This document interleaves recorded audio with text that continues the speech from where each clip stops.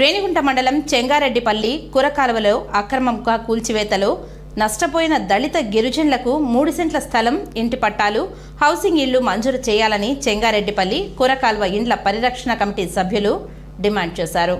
దళిత గిరిజనుల లక్షల్లో అప్పులు చేసి ఇళ్లు కట్టుకున్న వారికి హౌసింగ్ ఇళ్లు ప్రభుత్వం ద్వారా మంజూరు చేయాలని డిమాండ్ చేశారు. ఈ సందర్భంగా వారు మీడియాతో మాట్లాడారు.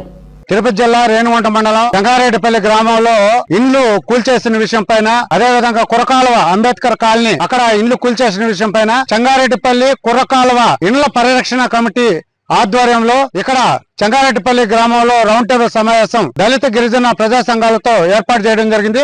రేపు సోమవారం చెలో కలెక్టర్ ఆఫీస్ కార్యాలయం అని చెప్పి పిలిపించాం. ఈ ఇండ్లు కూల్చేసిన వీళ్ళందరూ కూడా కలెక్టర్ ఆఫీస్ కి మొరబెట్టుకోవడానికి అక్కడ ధర్నా చేసిన తర్వాత అర్జీలు ఇవ్వడం జరుగుతుంది. అదే విధంగా జాతీయ కమిషనర్ కి, అదే విధంగా ఎస్సీ ఎస్టీ కమిషనర్ కి, అదే విధంగా సుప్రీం కోర్టు జడ్జి గారికి, రాష్ట్ర ముఖ్యమంత్రి చంద్రబాబు నాయుడు గారికి, ఉప ముఖ్యమంత్రి పవన్ కళ్యాణ్ గారికి, అదే విధంగా ఎస్పీ గారికి వీళ్ళందరికీ కూడా ఈ కమిటీ ఆధ్వర్యంలో లెటర్ రూపంలో అర్జీలన్నీ కూడా పెట్టబోతున్నాం.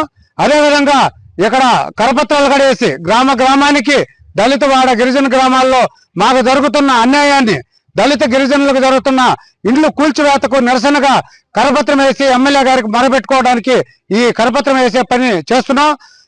అదేవిధంగా ఎమ్మెల్యే గారు మేము చెప్పదలుచుకుంది ఏంటంటే, ప్రతి ఒక్కరికి ఇండ్లు కూల్చేసిన వారందరికీ 3 సెంట్లు స్థలం ఇచ్చి, ఇంటి పట్టా ఇచ్చి ప్రభుత్వమే ఈ హౌసింగ్ ఇల్లు కట్టించి ఇవ్వాలని చెప్పి మేము కోరుతున్నాం.